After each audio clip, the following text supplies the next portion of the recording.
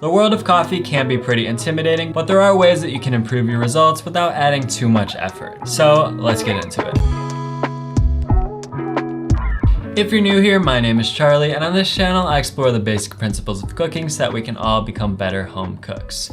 So let's talk coffee. And there are a lot of things I could get into when it comes to coffee, but today we're gonna keep it pretty simple and talk about how you can optimize the 3 basic steps of coffee making. So those 3 steps are selecting your beans, grinding the beans, and brewing the coffee. And we'll start with selecting the beans because those are obviously gonna be the foundation of your coffee, and ultimately they'll have the biggest impact on how it actually tastes. And the beans are also the most misunderstood aspect of coffee in my opinion, because most people still just buy any old beans from the grocery store without really thinking about how recently they were roasted. You see, roasted coffee contains hundreds of aromatic compounds, and so the longer those beans sit, the more those flavorful compounds can escape. So for the best tasting, freshest coffee, you need to be using freshly roasted beans.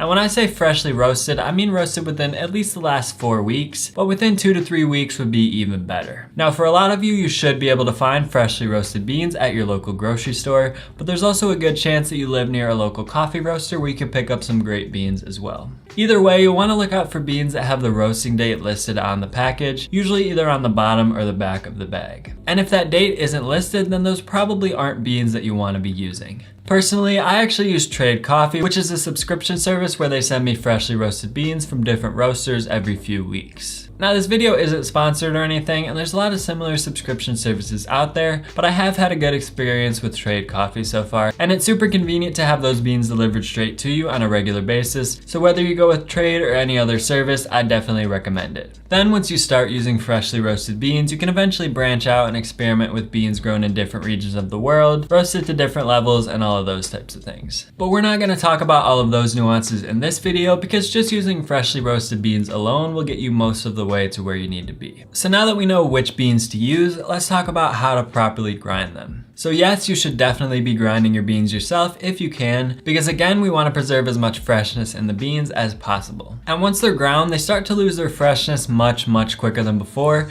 because there's just so much surface area exposed to the atmosphere at that point. So the 2 factors that you really need to consider when grinding your coffee is number 1, to grind it fresh, ideally right before you brew the coffee, and number 2, to achieve a consistent grind size, meaning that all of your little bits of ground up coffee are approximately the same size. So grinding your beans fresh is something that everybody can do as long as you have a coffee grinder at home, but then how do we actually achieve a more consistent grind size? Well, it ultimately comes down to the type of grinder you use, and the type you should be using is called a burr grinder. This basically just means that the grinder contains a set of burrs that are evenly spaced apart in order to achieve the exact grind size that you're looking for. And the coffee just runs through those burrs one single time, which results in a very consistent grind. Whereas if you look at the blade grinders that a lot of people use, the beans just sort of twirl around in there, and some pieces might get pushed to the outside and not get ground much at all, while other pieces will get overground, and that leads to an uneven extraction of flavor when you actually brew the coffee. So for that reason, it's very important to achieve as uniform a grind as possible. So you can get either an electric or a handheld burr grinder, and which one you get really just depends on your budget and your preferences. Unfortunately, great burr grinders can get pretty expensive, especially the electric ones, so if you're on a budget, you'll definitely want to go handheld. And that's actually what I use personally.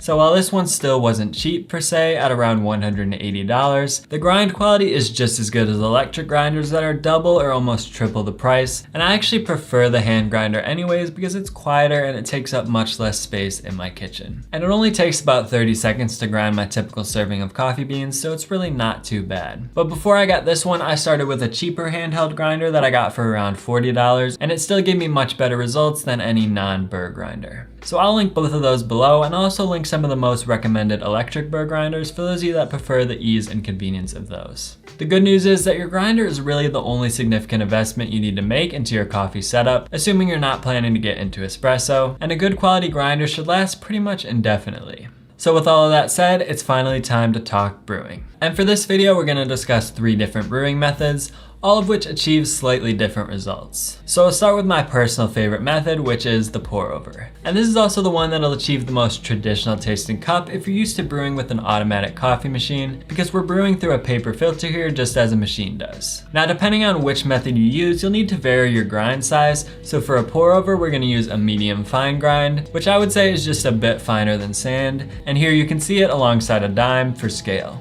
Now there are a lot of pour over brewers to choose from, but personally I'd recommend the Kalita Wave for most people, which is what I'm using here because it's very forgiving and actually quite inexpensive as well. Now from there, the brewing process itself is pretty simple, so you'll just start by bringing a pot of water up to a boil, then rinsing your filter paper with that boiling water to get rid of any paper taste. And this also serves the purpose of warming up your brewer and your mug as well. Of course, make sure to use good tasting water for your coffee, so I typically just use filtered tap water. Then after discarding your rinse water, go ahead and toss your ground coffee into the brewer. And you can really use any amount of ground coffee here as long as you keep the ratio of grounds to water consistent. I'd recommend using a ratio of 16:1 water to coffee, so I'm using 20 grams of coffee beans here to 320 grams of water. Then from there you can adjust the ratio to suit your preferences, so if you like your coffee a bit stronger, you could try a ratio of 14:1 for example. So you can see it's pretty much essential to have a digital scale in order to really dial in your coffee and make it consistently delicious. So once your grounds are in the brewer,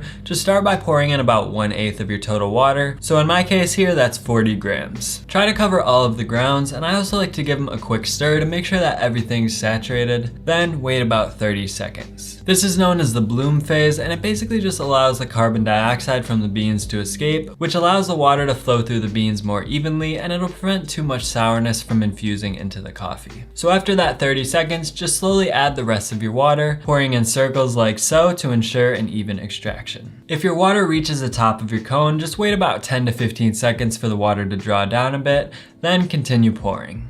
And after all of your water is added, that's essentially it. So now you just have to wait for the water to finish running through the grounds. This should take about 1.5 to 2.5 minutes, so if it goes significantly faster than that, you may need to grind finer, and if it goes significantly slower, you may need to grind coarser. Toward the end of the brewing, I also like to give the brewer a little shake just to make sure that everything gets drawn through. But once it stops dripping, then the coffee is done. And from there, the cleanup is super easy, so you can just dump out the filter into the trash or a compost bin if you have one, then rinse your brewer, and that's it. Now next we're going to cover the French press method, which will yield a much fuller bodied coffee because there's no filter paper here to absorb the coffee's oils as they're extracted from the beans. So for this, I like to use James Hoffmann's French press method, which is designed to reduce the amount of sediment in the coffee, resulting in a much cleaner cup. So I'll link his full video tutorial in the description below, but for this method, again, you'll start by grinding your coffee, this time to a medium coarse grind, or about the size of a relatively coarse sand. Then bring your water up to a boil and use a bit of it to preheat your French press along with your mug. Now add your ground coffee to the French press, and again we'll be using a 16:1 ratio of water to coffee here. So add your water all at once, there's no need for a blooming phase here, and just make sure to saturate all of the grounds. Then place your lid back on the French press to trap in the heat, and set a timer for 4 minutes. After that 4 minutes, stir the surface of the coffee, which will free up the grounds that are sitting at the top. Then skim off the foam from the surface because that foam is pretty bitter, so you don't want it in your final product. Now you're actually going to place the lid back on and wait at least another 5 minutes for all of the grounds to settle back to the bottom. And don't press down with the plunger because the whole idea here is to be as gentle as possible with the coffee so that those grounds don't make their way back into the solution. Then after the 5 minutes is up, just gently pour the coffee into your mug, again without pressing the plunger down, but instead just using it as a filter for the coffee to pour through. And there's your cup of French press coffee.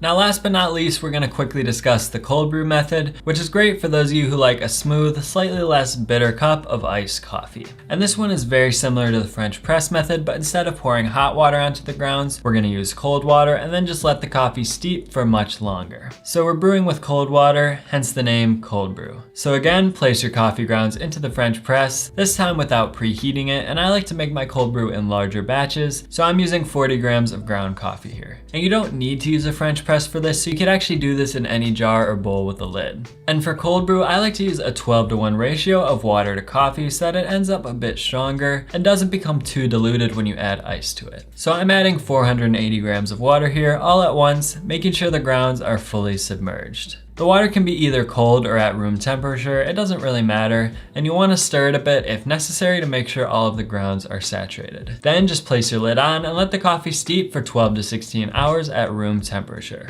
Once it's done, just strain it out either through a paper coffee filter or a cheesecloth as I'm doing here. Then enjoy right away with ice or store in your fridge for up to about a week for the freshest tasting coffee. So now that you know how to make even better coffee, if you missed the first few episodes of this Cooking Made Easy series, where I break down the basic principles of cooking, be sure to click the playlist in the bottom right corner of the screen. So there you go. I'll see you all in the next one.